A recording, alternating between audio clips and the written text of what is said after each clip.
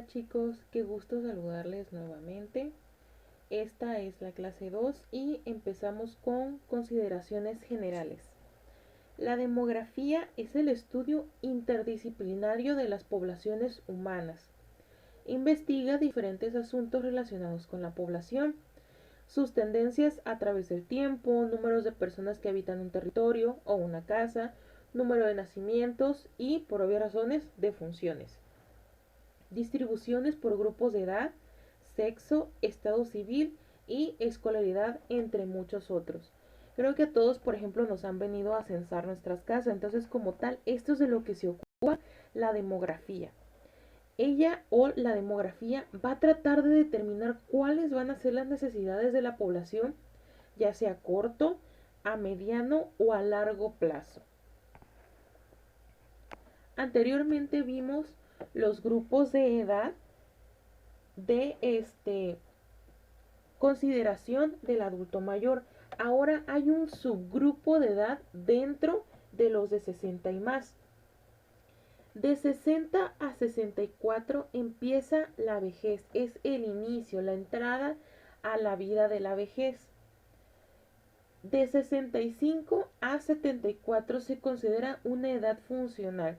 Todavía nuestra población es activa. ¿En qué aspecto? Por ejemplo, hay empresas, industrias, trabajos que jubilan a sus trabajadores a los 65 o 60 años, dependerá mucho de la empresa. Todavía es una población funcional, o sea, todavía es un trabajador activo.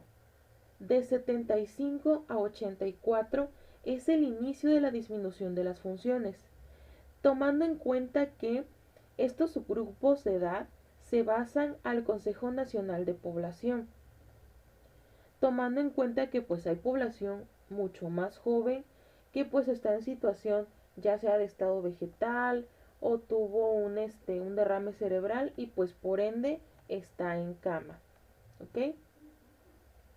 De 85 y más, características es que son las pérdidas y decrepitud de las funciones, o sea, que quiere decir que hay pérdidas de las funciones motoras en todo caso.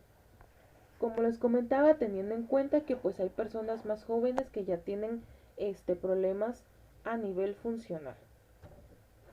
Bueno, la situación demográfica. En demografía se utiliza la edad cronológica para determinar a la población envejecida, que se ha llamado población adulta mayor. La ONU establece la edad de 60 años para considerar que una persona es adulta mayor. La transición demográfica es un proceso que se caracteriza por un deceso importante en la mortalidad y de la natalidad. En México, la primera fase de esta transición comienza en los años 30 del siglo XX, con un deceso en la mortalidad que, junto con elevados niveles de natalidad, provocaron un periodo elevado de crecimiento demográfico. Un ejemplo es como las gráficas que tienen aquí mismo. En 1970, por ejemplo, si se dan cuenta, había más tasa de natalidad, o sea que había muchísimo más nacimientos que defunciones. Si se dan cuenta, nuestra población adulto mayor era mucho más chiquita a comparación de los nacimientos. Para el 2014, efectivamente, siguen o seguían habiendo nacimientos y nuestra población adulta mayor creció un poquito más. Se considera que para 2050 la población o la natalidad va a disminuir, porque la generación, por ejemplo, actual prefiere o está tomando la decisión de no tener hijos, lo que va a hacer que la población de la natalidad, los nacimientos bajen o disminuyan, y quiere decir que a 2050 o 2060 la población más grande que vamos a tener es la población adulta mayor. Esta última registró una tasa de 5 defunciones por cada 1000 habitantes en el 2010 y que posteriormente aumentará para llegar a 8.5 defunciones por cada 1000 habitantes en 2050. Actualmente hay más personas mayores de 60 años que menores de 4 años. Para el 2050, las mujeres de 60 y más representarán un 23.3% del total de la población femenina y los hombres un 19.5% de la población total masculina. La esperanza de vida de la población mexicana se duplicó de 1930 y 2014 con una ganancia de 43 años en las mujeres y 39 en los hombres. Quiere decir, o por qué creen que se duplicó esta esperanza de vida.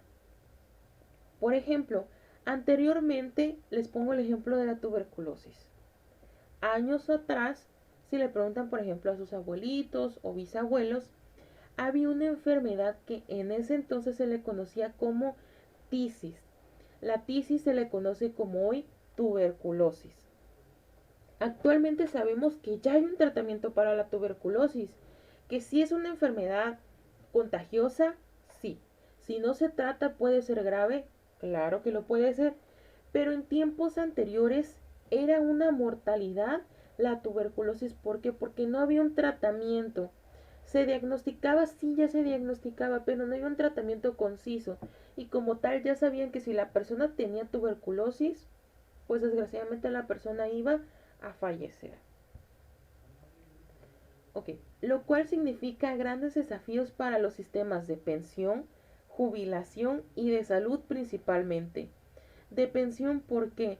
Porque entre más población tengan de 60 y más pensiones tienen que dar. Por ejemplo, el gobierno da una pensión a los ancianitos, que son de 3.800 cada 2 meses. Van a haber más jubilaciones. Desgraciadamente a nuestra generación ya no nos van a tocar las jubilaciones, como por ejemplo a la generación de nuestros papás, a ellos sí les tocaron o todavía les tocarán las jubilaciones. Y para el sector salud más, al menos para el primer nivel de atención. El incremento de adulto mayor generará un impacto en el sistema de salud y desafíos a la organización familiar, así como cargas adicionales de trabajo de cuidados, en especial para las mujeres quienes realizan mayormente este trabajo. Ustedes, por ejemplo, en casa pueden preguntarle a sus abuelitos. Las mujeres por lo regular son las encargadas de cuidar al adulto mayor, al abuelito, a los papás. Realmente, por ejemplo, si es su abuelita, pues no se va a dejar que su hijo la cambie o la bañe. Como tal, siempre prefieren que sea una hija. Bueno, aquí pueden ver otra gráfica que es distribución porcentual por sexo de la población de 60 años y más entre décadas de 2010 y como se considera a 2050. Si se dan cuenta, la cantidad o meramente la población más grande que hay o que va a haber es la población de las mujeres.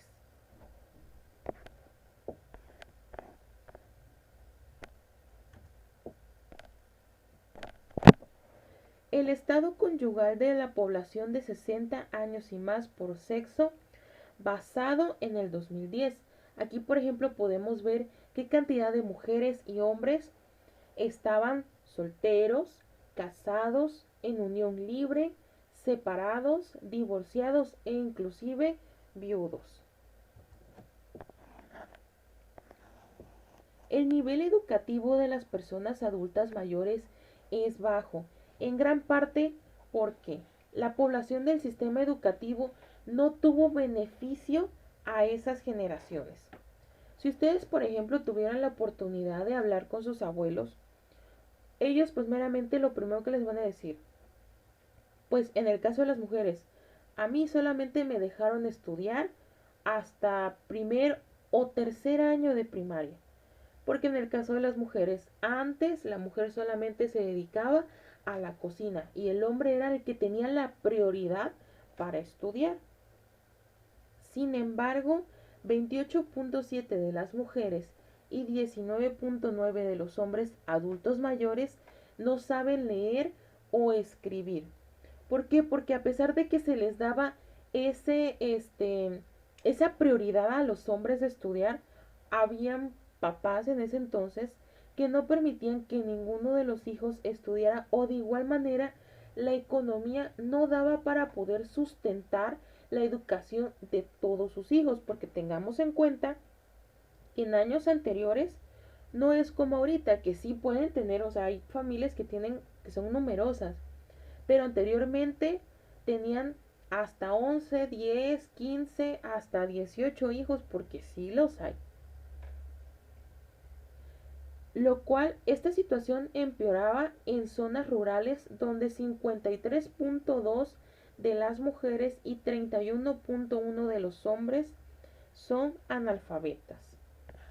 ¿Por qué en situaciones rurales? Porque realmente es lo que les comentaba, no tenían la solvencia económica para poder sustentar la educación de todos sus hijos.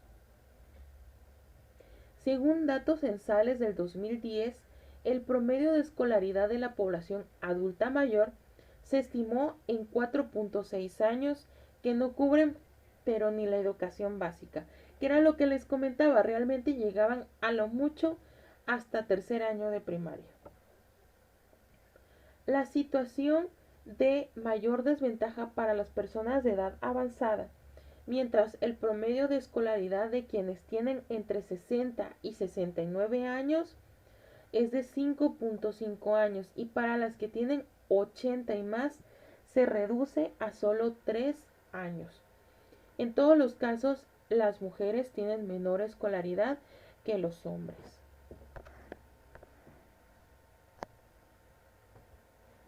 En México, una tercera parte de la población adulta trabaja para el mercado laboral, con marcadas diferencias entre mujeres y hombres, 19.4 de ellas y 50.8 de ellos. La participación de actividades económicas se reduce conforme aumenta la edad. ¿Por qué? Porque hay una disminución física. Sin embargo, se observa que 2 de cada 10 hombres adultos mayores de 80 años y más continúan económicamente activos. ¿Por qué continúan económicamente activos? De igual manera, hombres y mujeres.